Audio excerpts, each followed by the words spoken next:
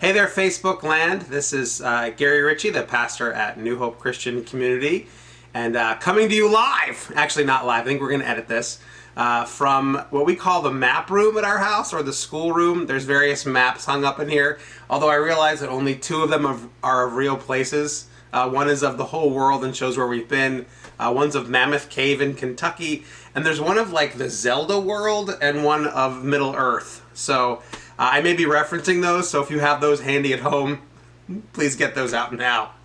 Hey, obviously a lot of people are stuck inside, and our church has had to go to streaming online services for the foreseeable future, although I know a lot of people are still working. All my kids are working. My daughter's working at the hospital, my middle daughter Faithy and our son James work at Dog and Suds in Grays Lake, which is open serving food. Go check them out today. Actually, that's where we're going later today. This is not an advertisement for Dog and Suds. They have not sponsored this video, but we are open to sponsorship. So, oh my gosh. Anyway, over the next whoever knows how long, I'm going to be trying to come and bring you a little devotional thought every day. And I want to first of all thank my camera person, Faith Ricci, who's our media intern, for helping me this morning. Yeah, let's go. Here's what I was thinking about this morning. And so if you were with us at New Hope in the last few weeks, we read through a book called Grace is Greater.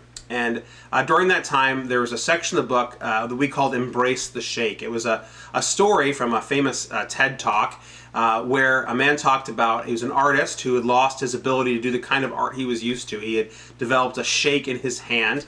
And so his doctor said, why don't you embrace the shake instead of giving up art? And so he found a way to use the shake in his hand and to intentionally limit himself so that he could experiment and do more creative art than he'd done before. We've really grabbed onto that concept as a church, and we were thinking about it, and we did a little experiment with it in church a few weeks ago. But it seems like the time we're in now is sort of the ultimate experiment of Embrace the Shake.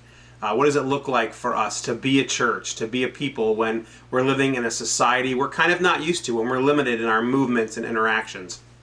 And it made me think about Psalm 46:10. Psalm 46:10 starts off by saying, "Be still and know that I am God." Be still and know that I am God. There's a limitation there, right? It says when you stop moving around, when you stop accomplishing all the time, that there's an understanding of who God is, a grasping of it that's not possible when we're running around accomplishing all the time. And so God gives us this instruction, be still and know that I am God. It's almost a follow-up to keep the Sabbath day, right? He says, when you slow down, when you stop, you can realize things about who God is you haven't before. And one of the most encouraging things I've seen so far from what's been out there on social media and other places is people who've been embracing this, who understood this when they're still, that God speaks to them in a new way. They find a different kind of rest. They connect in different kinds of relationships. And I think it's really wonderful. And I think the rest of that verse, the rest of Psalm 46:10 is incredibly encouraging. I want to read it to you, and I've actually memorized it, but I'm going to pretend I'm reading. I couldn't read without my glasses from this distance, but it says, "Be still and know that I am God.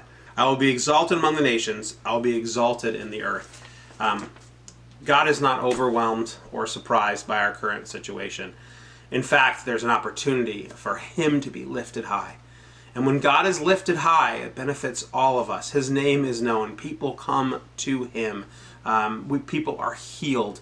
And so I think God has been not very exalted in the earth lately. I think God has not been very exalted in the nations. And my hope and my prayer during this time is that God will be exalted in your life, in my life, the life of our church, in our town, in our nation, that His name will be lifted high, and that will be a blessing to all of us.